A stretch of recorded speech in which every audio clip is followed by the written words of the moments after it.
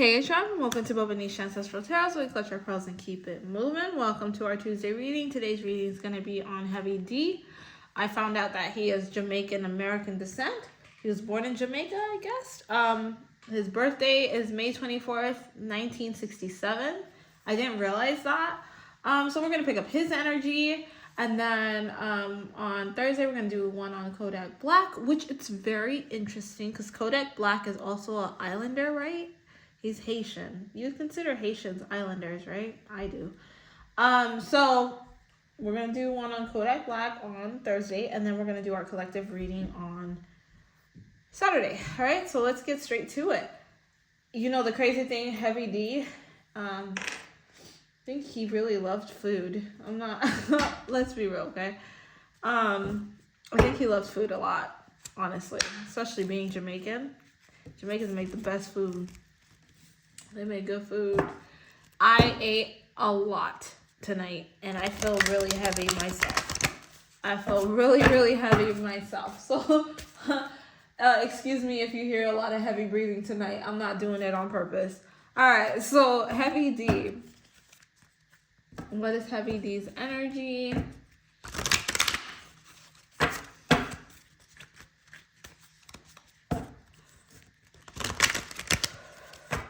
Heavy D. It's so crazy because his energy has been screaming at me like crazy. I've heard the song, "The girls are girls, they love us," or the girls are girls, they love me. Everybody loves Heavy D. Like, I don't know. I just keep hearing that all day long. And all his videos keep popping up. And I'm like, okay, it's time. Okay, so I feel like Heavy D in general was a very relaxed person when you met him. He was very grounded. He was very wise. I think he really enjoyed the human experience that he had here on Earth.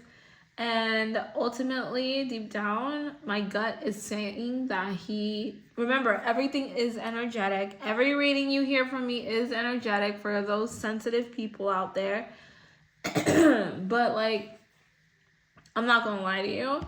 The energy I pick up when it comes to Heavy D is that he had a lot of evil eye, and I feel like he was a sacrifice. He was a sacrifice for something bigger. He was, like, a bigger plan. Like, he opened doors for people that never thought that those doors could open. Like, he actually was different. Like, he had that star quality, that light, that shine, but it was really natural. Like, he walked in a room, being who he was, he would just walk into a room and people would just turn and they would just look at him. His energy would just call everyone to him. That was his energy. I feel a very peaceful energy. Like, I feel this super extreme peaceful energy when it came to him. Now, any other questions when it comes to him? Now, I feel like Heavy D's death was predestined. I don't think that it was like, oh yeah, we're going to sacrifice him to be able to be bigger. Like, I do think that there were some people that did that. Like, you know, if you understand spirituality and you understand spiritual warfare and you understand how spiritual attack works, those closest to you, like even the Bible says that, but like those closest to you are the ones that are going to spiritually attack you, right? So with him, see, confirmation, we got yes. Those closest to you are the ones that are going to sacrifice you. But with him, when it came to his light and shine and everything, he had heavy hitters from all corners. Like, I feel like he was able to navigate around a lot of spiritual attacks that came his way, but people were consistently throwing spiritual attacks at him. He had a lot of evil eye on him. Like I said, people would see him and they'd be jealous, just naturally jealous. They just knew there was a light about him. Like, he carried a room. Like, he had the light of God surrounding him. I know that's, like, for you to think about Hollywood, for you to think about that world, just like it's really hard to see that. But like, there are some good people that have crossed over because their light was just too bright and they had too much power in their voice, and he was one of those heavy hitters. Like, I feel like he has a lot of people that want to be like him. The one name that always pops up for me, someone that tries to like mimic his energy, is Fat Joe. I don't know why. Okay, excuse me, don't get offended, especially you New Yorkers, don't get offended. I know you're probably going to get offended anyways, but I do definitely pick up that he has become a prodigy. He's somebody that people look up to, and they try to mimic his energy. And I feel like Fat Joe is one of those that tries to mimic his energy. It's not authentic, but it is something that he tries to look to be like. He wants, when people look at him, they see Heavy D's energy. A lot of people have actually done that.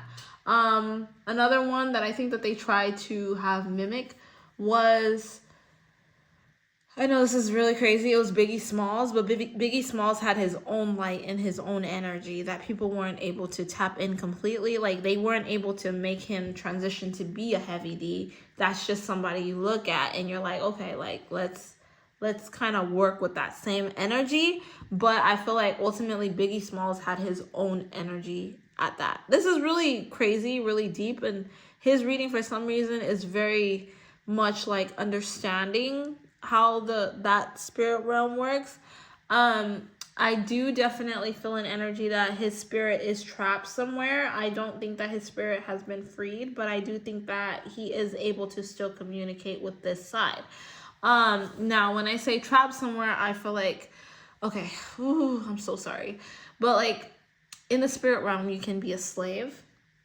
And I think that a lot of people have trapped his energy, and they kind of like siphon his energy from this side, because like one thing that's actually true is that humans do have a lot of power on this end. We were given authority and dominion over spirits, right? So if you can get a human to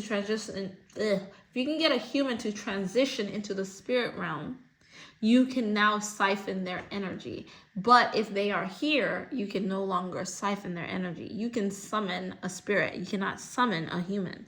You see what I mean? So that's why there's a lot of heavy attacks on people that actually have strong destinies, because if they can take you out, they can now use you to be their slave. Okay?